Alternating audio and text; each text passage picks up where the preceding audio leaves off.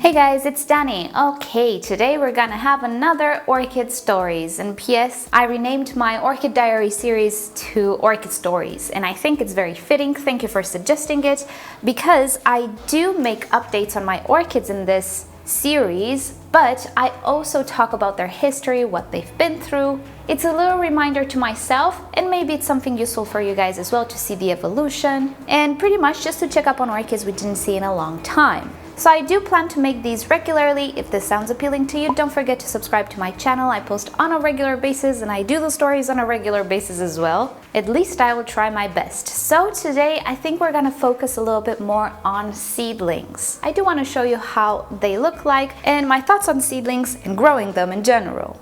Before we get to the seedlings though, I just wanted to show you really fast my two Dendrobiums that I don't think we talked about in a long time. One of them is a cross. This is a sulawesi with a lawesii, and this is a lawesii. Now, these are known to be pretty intermediate to cooler growing orchids, but they've done pretty well for me. They just didn't bloom yet, but I only have them for 1 year. They seem to enjoy semi-hydro and they are producing roots, but what I discovered with them is that they absolutely hate being dry. You can see with the other one I have crinkly leaves at the top. I did a pretty good job when it wasn't so hot, but now that summer is here, I run out of water faster, so I kind of need to adjust my watering. And that's okay, I can do that, but it always catches me a little bit off guard. So as you can see, both of them have some crinkling on the leaves. The next leaves will look a lot better. I just need to solve the watering issue. So yeah, I would say these orchids are pretty big water hoggers. And I was thinking to move them in the cooler part of my grow space, but for now it's not necessary. They seem to do okay. They are actually adapting to semi-hydro well. I just need to water them more often. Since we're here though, I really wanted to ask you guys something. I'm really into the Cuthbertsoni Dendrobium. It's a really tiny dendrobium with amazing flowers. I'll show you some pictures from Google search just so you know who I'm talking about. I've seen it around here and there, and as far as I gather, it is a miniature dendrobium, but it is a cool grower.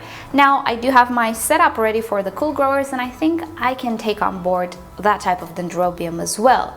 My question is, do any of you have some hands-on experience? There's one thing to read about it on the internet, some general ideas from an article, and a totally different thing to have a grower's opinion. So if you've ever grown this orchid, do you think he's a hassle? Do you think he's like Miltoniopsis or Nelly Eilers, pretty finicky, pretty hard to rebounce in case you lose roots? Do you think he would do okay in more intermediate conditions rather than cool? Or do you think he's pretty easygoing? Because these guys were advertised to be cool growers too, but they're not doing all that bad. I mean, if I were to compare them to Miltoniopsis, there is a big difference. I'm not saying they wouldn't be happier in a cloud forest situation, but definitely they're not objecting all that much to this climate. So if you know more about the Cuthbertsoni from personal experience, not articles, do let me know down below in a comment if you think I could grow them in my climate. Thank you for your time in advance, and let's move on to the seedlings.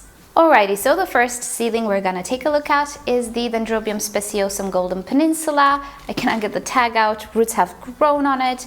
This guy is doing wonderful. He's growing pretty slow, I have to say. The biggest pseudobulbs or canes that he created ever since I got him are these ones, and I'm just noticing a new growth in the back. This is actually a new direction of growth. That's great. I only had 2, maybe now I'll have 3. Problem is he is heading towards the edge of the pot. That's okay, repotting is actually pretty easy in semi-hydro. But anyway, that's him, and I can feel the pot. It is actually tight and pretty full of roots. Now, the problem with this guy, I got him at the end of 2016, so a little over a year ago. Somebody said I kind of need to wait about 10 years for a speciosum to bloom. I'm not sure how true that is, because you remember what people said about the spectabulae, I need to wait years and years, and it wasn't the case. It actually bloomed recently. Well, I was hoping it would not be the case with this guy as well, but he's not growing fast. He's a very slow grower. And as you can see, he's easily sidetracked in the sense that he's starting a new direction of growth from a very tiny pseudobulb in the back here. Oopsie, you didn't see that, but I tilted the pot and water came out of the reservoir. Anyway, so the new growth is supposed to be bigger and bigger, and it is. I got this guy at a very tiny size, and the new pseudobulb is pretty big. So the new growth which will develop here will be bigger, but as I was saying, he's getting sidetracked with other growths. That's okay. I like him to be full and bushy and have multiple growths, but at the same time, I would love to see a flower in my lifetime. But anyway, I know somebody asked about him. Here he is. He's doing great, great, great. He loves semi-hydro. He's always done great, to be fully honest. I don't think he's a finicky orchid, at least in a warm climate, but he's a slow grower indeed. And right now, I'm just hoping I don't need to wait 10 years for this guy to bloom. Another seedling that I purchased at the same time with the other Dendrobium is the Dendrobium tetragonum variety giganteum. Now don't imagine this guy will get super big. This is actually a pretty tiny orchid, pretty miniature sized orchid, or at least it can bloom at tiny sizes. A little bigger than this, I suppose. But anyway, we don't need to wait a lot for him to bloom. This guy did not have such a wonderful evolution. He produced some pretty pleated new growth, pleated from the point of view of the leaf. And this is because he didn't really have enough roots. But things have changed. He finally produced roots pretty slowly, but he did. Some of them took to the sky, but some of them went inside the medium, and this year he produced a new growth which is not pleated. I was hoping for a flower here. It's not gonna happen. That's okay. I think he's too tiny, but at least he's on the right track with the growths. This is the tallest one this orchid ever produces, so that must be a good sign. He was really tiny when I purchased him. His growth, I feel like it's faster than the speciosum, but from the point of view of vigorousness, the speciosum is a lot more vigorous than this guy. However, though, he's on the right track as well. He seems to enjoy semi-hydro so far as well, and hopefully the next growth will produce a bloom as well. And the last of the seedlings that I purchased is the aggregatum crossed with jenkinsii. Now, when I purchased this guy, he looked like this. I think this is where the initial growths end. So he was a tiny guy, and ever since then, in a year and a little bit, ta-da, we have yet another half of an orchid produced with larger pseudobulbs, as you can see. I always thought this orchid is supposed to be shriveled. It's supposed to have naturally shriveled pseudobulbs. Mine are not shriveled. I mean, they were for the longest time because he did not enjoy my older setup, you know, with the ceramis and everything. Ever since I put him in semi-hydro, he's just boomed and flourished. I think these Dendrobiums actually prefer semi-hydro. At least in my climate, Dendrobiums do very well in semi-hydro. I don't think I would ever change the medium for them at this point. They're just very well adapted to it. So as you can see, I don't have shriveled pseudobulbs. Now, mind you, this is a winter rest type of orchid. So in the winter time, if we don't water this orchid, yes, it can get a little bit shriveled. But I was really under the impression that naturally the pseudobulbs will be shriveled. But no, they're not. If you have a good root system on this orchid and you hydrate it, they're gonna be plump and nice. Now, all we need to do is to bloom. But this orchid was indeed a seedling, and I do believe that flowers occur not on the latest growths, on the latest canes, but the ones before that. And the ones before all of these canes were all of these tiny canes, which I'm not sure if they can bloom. So it's okay, he's excused this year, but I really do hope next year it will bloom. It is actually a seasonal bloomer. If we're talking about a winter rest, obviously he blooms in the springtime, theoretically. So we'll try to provide the rest this winter, the following winter actually. But until then, I believe we're gonna double him. He grows so fast. One new growth is completely mature in about a month. I'm not even joking, maybe a month and a half. I see it starting to grow. I look at another orchid, I look back at him, it's already mature. Pretty much that's how it grows, and that's why it grew so many pseudobulbs.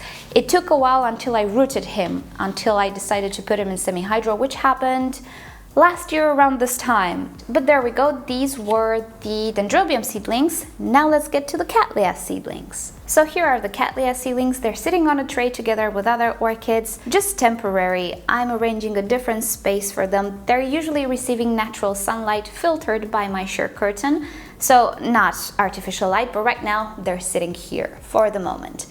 And let's just take them one by one a little bit because we did not look at them in a long time. This is my pride and joy when it comes to Cattleya seedlings, the Dowiana variety Aurea. She did not have roots when I received her, or if she did, they were very, very poor. We needed to root ourselves, and it didn't take long. I was expecting this orchid to be finicky and fussy. I did not necessarily find her to be that way. In the past, I did get another Dowiana, but it was in a much, much poorer condition. I don't think any Cattleya seedling would have survived. So I don't think it's a Dowiana thing. I think it's just the quality of the seedling and its health. This one did not have roots, but it had quite a few pseudobulbs. And ever since I received it, it grew this little tiny pseudobulb, which you cannot see, but you can see the leaf of. It's very tiny, and now she's growing this. And oh my, this looks great. This looks like a really nice pseudobulb. I think she'll be as big as the previous one. So yeah, she's been set back, but she's getting into her own rhythm right now. And I do believe it's gonna be another 2 to 3 years until we might see a sheath or buds or something from this orchid. But she's doing great. Okay, this one is Cattleya ludemaniana, Cerro Verde, extra small. That's what it says. Again, she's growing. These seedlings are multiple plants together. The Dowiana was just one. She's coming from a different cellar. The other Cattleya seedlings are all coming from the very same place. And when you get seedlings, you usually get multiple clumps of plants together. And that means multiple growths. But it doesn't really mean the orchid is big or more mature. So, I think they're in need of a little bit of tidying up. This orchid is producing a new growth here. You can see in the back growing. She's already bifoliate, which is nice. We have another new growth here, which is very tiny. And, oh, in the back here we have two growths. We have this one and also this one, and I do think I see a tiny new growth here as well. This one looks the best, looks the biggest. So she's doing okay as well. It's not uncommon for parts of the orchid to actually die off. And this is because one of the plants is simply weaker and it dies off. So don't worry if that happens. It's not really uncommon. And this was one of them. I did actually throw away one part of the orchid. This is not doing all that great, but I do see a new growth.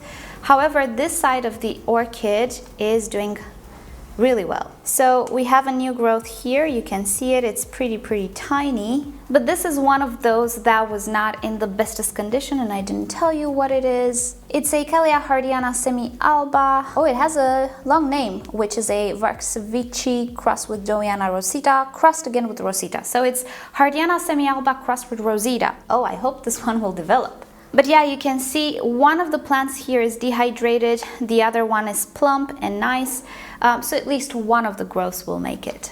Alright, this is a Kalia Haryana, so it's not a cross of the Haryana with something. This one is doing beautifully. I have a new growth here, a new growth here, and I think this is just one plant. I didn't have multiple plants, but I do have two directions of growth.